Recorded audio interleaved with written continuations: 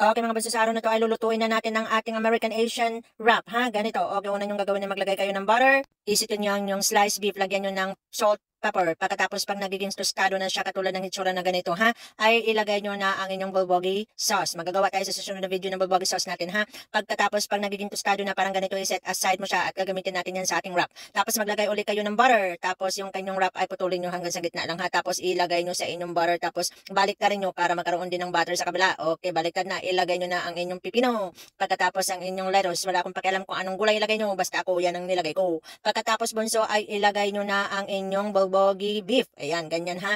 Pagkatapos niyo ilagay inyong bulgogi beef ay ilagay niyo naman ang inyong mozzarella cheese. Gusto niyo magiging cheesy, lagyan niyo ng mozzarella cheese. Pagkatapos bunso ay gumawa ako ng yummy sauce. Gagawin din natin ito sa susunod na mga video.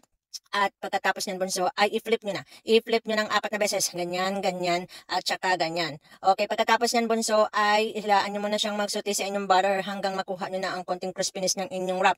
Okay, at idiin nyo ng konti ng ganyan bunso para lumabas ng konti ang inyong cheese, ang inyong sauce, at saka yung bulgogi sauce nyo para lalong sarap. Pagka isang unang kagat pa rin ng inyong asawa ay talaga namang mai-inlove na siya sa sobrang sarap ng mga sauce na naghalo-halo ba. O ganyan lang ha bunso ha. O yan, pag nakuha nyo na ang kanyang pagiging crispy ng kanyang wrap, ng kanyang itsura, ang sarap niya na talaga, gusto ko nang kainin. Ayan bunso, ayan ang ganyan. So nakita nyo, lumalabas ang cheese niya, ang sauce niya, at saka napaka-saucy ng beef nyo. Ayan, pag unang kagat ng inyong asawa ay talaga namang mapapa-yum siya. Okay mga bunso, so ganun lang muna, at sa susunod na mga video ay tuturo ko sa inyo ang mga sauce na gamit ko nito dahil yung mga sauce na yun ang siyang sikreto kung bakit sobrang sarap nito. Okay, bye-bye bunso. Please mag-follow and share naman kayo. Thank you!